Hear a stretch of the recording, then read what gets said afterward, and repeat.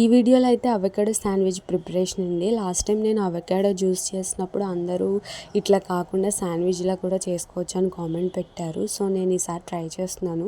అప్పుడైతే first time అండి avocado నేను ట్రై చేయడం. అది చాలా పచ్చిగా ఉంది, నాకు తెలియలేదన్నమాట ఇది పచ్చిది అని చెప్పేసి.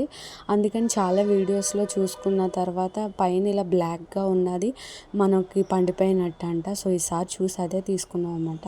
ఇప్పుడు అవకాడోని కట్ చేసేసి లోపల ఉన్న గుజ్జంతో గిన్నెలోకి తీసుకున్నాను.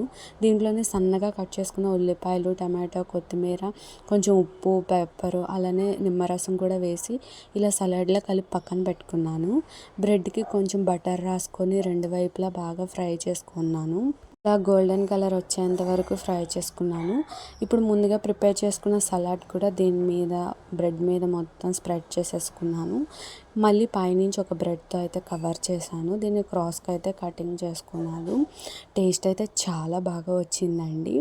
అవకాడోకి ఎలాంటి ఫ్లేవరు ఉండదు. మనం ఇట్లా జ్యూస్లా కానీ ఇలా సలాడ్లా కానీ మనకు నచ్చినట్టు చేసుకుంటే దీని ఫ్లేవర్ ఇంకా బాగుందన్నమాట. ఈ వీడియో నచ్చితే లైక్ చేయండి.